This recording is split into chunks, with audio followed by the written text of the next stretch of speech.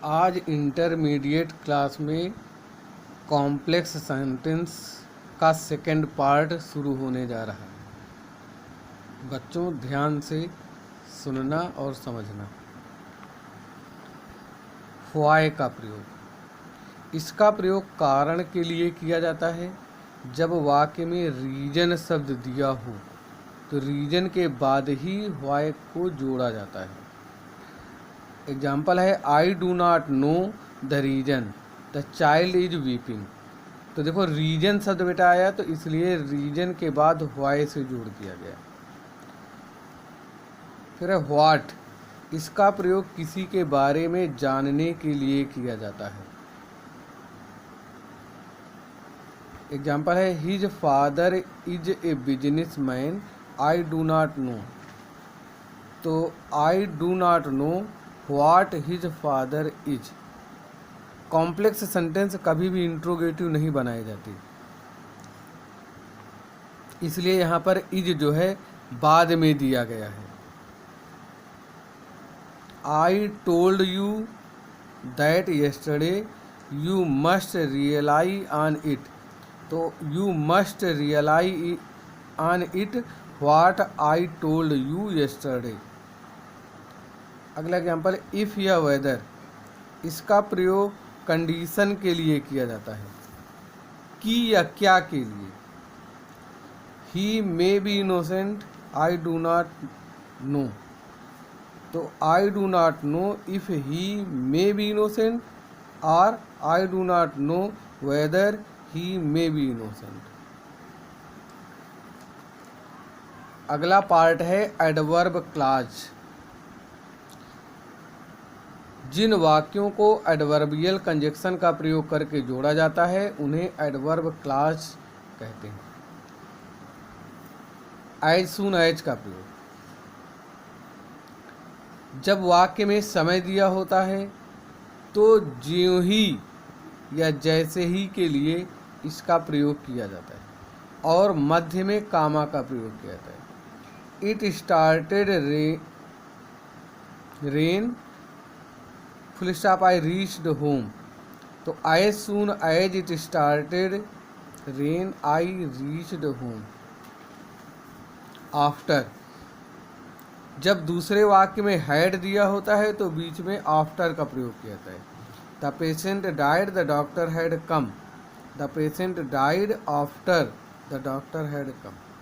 Before, जब दूसरे वाक्य में जब पहले वाक्य में हैड दिया होता है तो बिफोर का प्रयोग किया जाता है।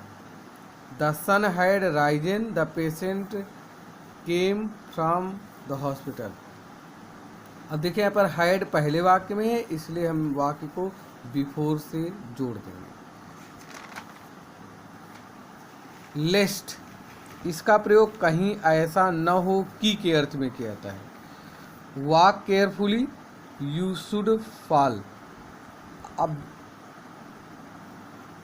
Walk carefully lest you should fall, और लेस्ट के बाद सदैव शुड हेल्पिंग वर्ब का प्रयोग किया जाता है। अन्य कोई अगर वर्ब हो तो उसको हटा देंगे। आल्दो या दो का प्रयोग, जिन वाक्यों में एक दूसरे के विपरीत अर्थ होता है उन्हें आल्दो या दो से जोड़ा जाता है। He worked hard he failed, उसने कठिन परिश्रम किया वह फेल हो गया। यहाँ पर वाक्यों का अर्थ विपरीत है इसलिए although he work hard yet he failed.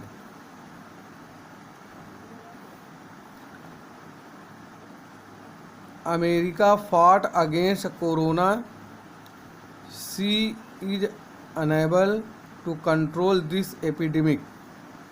अब यहाँ पर विपरीत है, संघर्ष किया गया मगर सफलता नहीं मिली।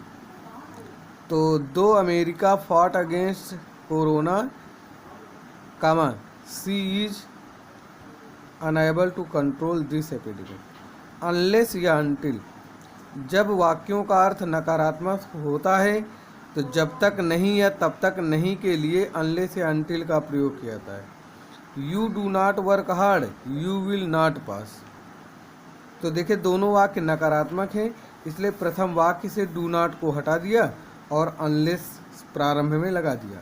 Unless you work hard, comma you will not pass. If, इसका प्रयोग कंडीशन प्रकट होने पर अगर के अर्थ में किया जाता है। Don't eat much you will fight. अब यहाँ देखिए कंडीशन दी हुई, ज़्यादा ना खाओ अन्यथा मोटे हो जाओगे। If you eat much you will fight. दाइन, इसका प्रयोग तुलना करने के लिए किया जाता है। He is intelligent, she is more intelligent. यहाँ पर देखिए मोर इंटेलिजेंट, यहाँ पर तुलना की जा रही है, तो she is more intelligent than he. As, इसका प्रयोग साधारण अर्थ में किया जाता है, इतना डैश डैश जितना के अर्थ में। Kanpur is big, Lucknow is also big. तो Kanpur is as big as Lucknow. Kanpur इतना बड़ा है जितना कि लखनऊ। सो एज, इसका प्रयोग नकारात्मक अर्थ में किया जाता है, इतना या जितना के लिए।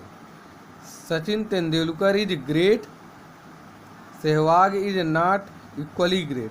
तो दोनों के बीच में तुलना की जा रही है, तो Sehwag is not so great as Sachin. So that, इसका प्रयोग इतना डैश डैश की के अर्थ में किया जाता है। He is poor, he is too poor to help. तो he is so poor that he can not help others.